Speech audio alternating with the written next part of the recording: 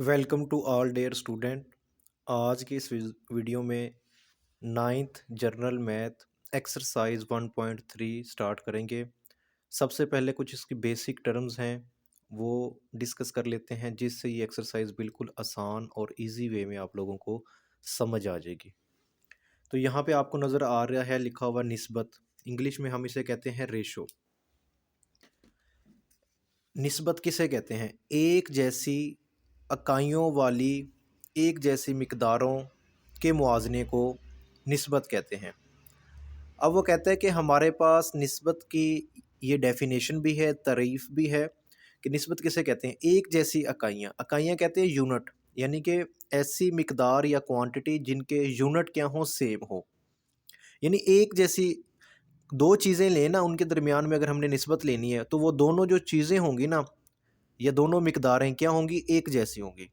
एक जैसी इकाइयों वाली एक जैसी मिकदारों के मुआवजे को निस्बत कहते हैं। निस्बत के लिए हम ये वाला साइन इस्तेमाल करते हैं, ये दो डॉट इस्तेमाल करते हैं। अब देखें यहाँ पे हमारे पास आपको यहाँ पे बॉक्स नज़र आ रहे हैं 1 2 3 4 5। ठीक है, टोटल कितने बॉक्स हैं? 5।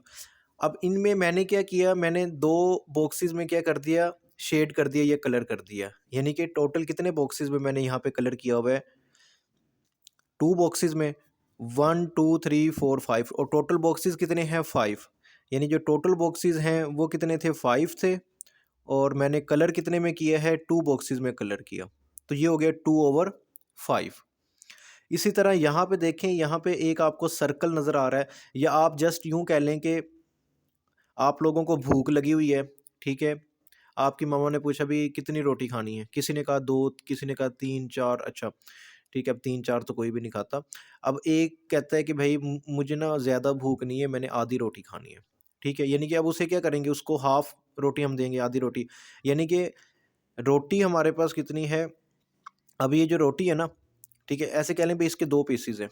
ठीक है, यानी 2 बॉक्सेज़ हैं, तो आधी में हमने क्या कर दिया, या हाफ़ में हमने क्या कर दिया, कलर कर दिया। या इसको आप एक सर्कल ले लें और इसके 2 पार्ट्स हैं, 2 टुकड़े हैं, 2 हिस्से हैं।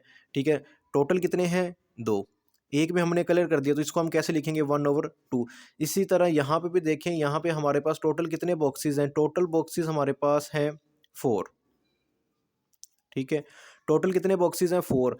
और कलर कितने में किया हुआ है? 1 2 3, तो ये हो जाएगा 3 और 4।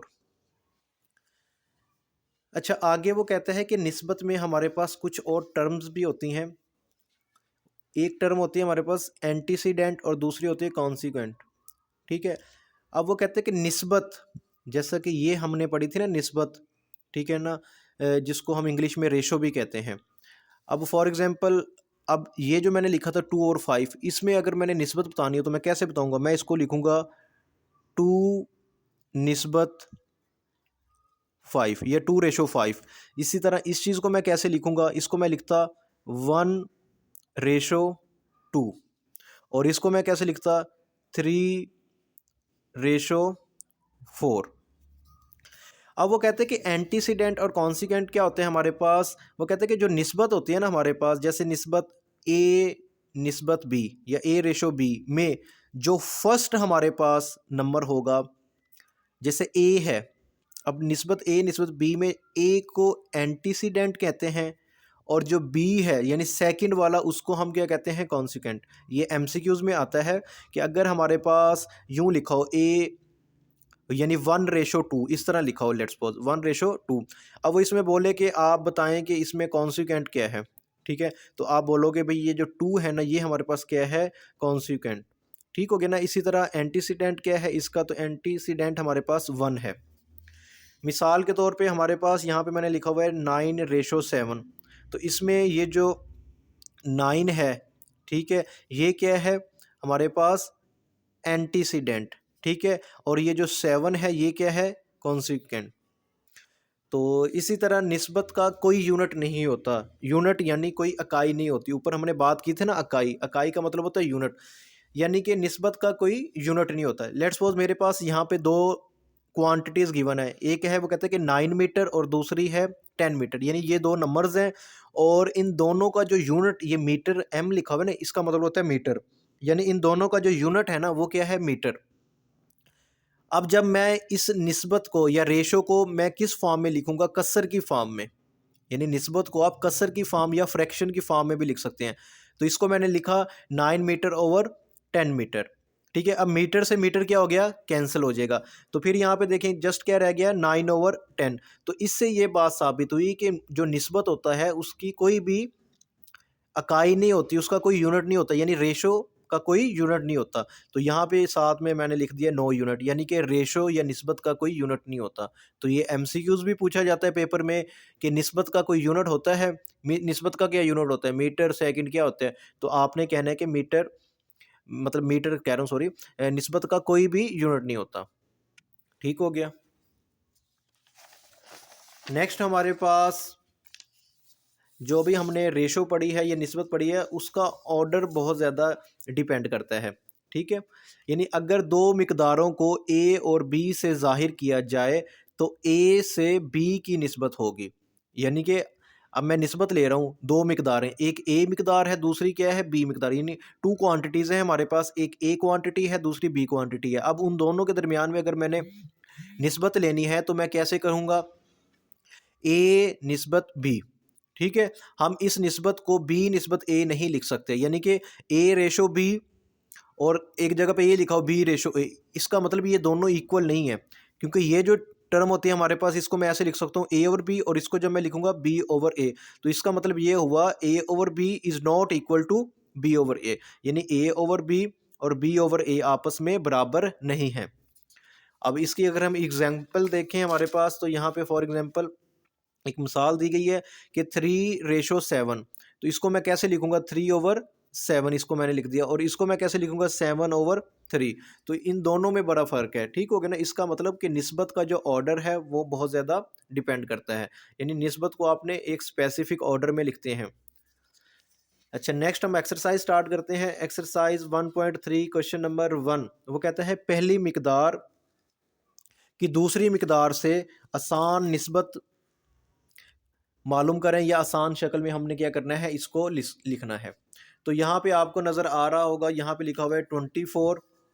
ठीक है, 24 रुपीज़ और 6 रुपीज़, इन दोनों में हमने क्या लिखनी है, निस्बत लिखनी है। तो ये कैसे लिखेंगे, यहाँ पे देखें। अब ये कहते हैं पहली मिकदार की दूसरी मिकदार से, तो ये वाली जो टर्म है ना हमारे पास, ये फर्स्ट क्वांटिटी है, ये पहली मिकदार है। इसी तरह ये वाली क्या है, दूसरी मिकदार है या सेकंड क्वांटिटी है। तो मैं इसको कैसे लिखूंगा, देखें, मैं इसे लिखूंगा 24/6, यानी ये निस्बत का साइन है। उसके बाद मैंने क्या करना है, जैसे इसको मैंने रेशो की फॉर्म में लिखा या निस्बत की फॉर्म में लिखा, मैं इसको क्या कर दूंगा, कसर में चेंज करूंगा। कसर में कैसे लिखते हैं, 24/6। ठीक है, अब इन दोनों टर्म को मैं क्या कर सकता हूँ, 6 पे डिवाइड कर सकता हूँ। इसको भी मैंने 6 से डिवाइड कर दिया और इसको भी मैंने 6 से डिवाइड कर दिया। ठीक है, तो 6 जब 24 को डिवाइड करता है तो यहाँ पे क्या आ जाएगा, 4 आएगा, और 6 को डिवाइड करेगा क्या आएगा, 1। अब ये इसकी मैंने सिंपल फॉर्म निकाली, यानी इसको मैंने मुख्तसर किया, तो ये क्या आ गया, 4/1। अब दोबारा कसर को मैं क्या कर रहा हूँ, निस्बत में चेंज कर रहा हूँ, तो ये आ जाएगा 4/1 या 4/1। तो ये इसका जवाब आ गया। बिल्कुल आसान क्वेश्चन है ये। आगे हमारे पास वो कहता है कि 20 सेंटीमीटर और 80 सेंटीमीटर, अब इनके दरमियान में हमने क्या मालूम करनी है, निस्बत मालूम करनी है। तो यहाँ पे मैंने लिख दिया 20 सेंटीमीटर ओवर में 80 सेंटीमीटर। अब देखिए सेंटीमीटर से सेंटीमीटर क्या हो जाएगा, कैंसिल आउट हो जाएगा, और उसके बाद हमारे पास यहाँ पे जस्ट क्या रह जाएगा, 20 और 8। अब मैं इन दोनों को अगर मैं क्या कर दूँ, 10 से डिवाइड कर दूँ, क्या कर दूँ, 10 से डिवाइड करूँ, तो देखें 10 × 20 होता है और 10 × 8 = 80। अगर मैं इस ऊपर वाली टर्म को भी क्या कर सकता हूँ, 10 से डिवाइड कर देता हूँ, और नीचे वाली जो टर्म है इसको भी मैं क्या कर देता हूँ, 10 से डिवाइड कर देता हूँ। तो आप जिन लोगों को अगर टेबल नहीं आते, बिल्कुल सिंपल सा 10 × 20 होता है, तो यहाँ पे 2 आ गया, और 10 × 8 = 80।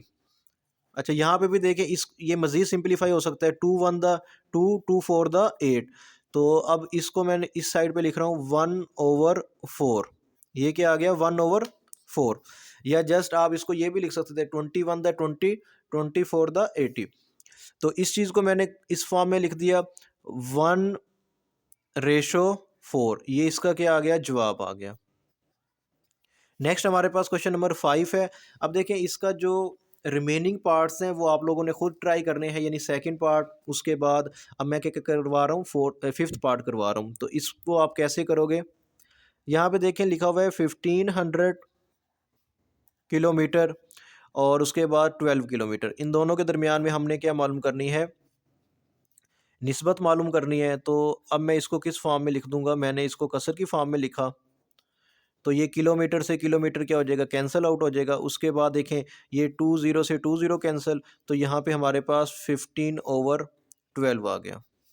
अब इन दोनों को मैं 3 के टेबल पे भी डिवाइड कर सकता हूँ। 3 5 द 15 और 3 4 द 12, तो ये 5/4।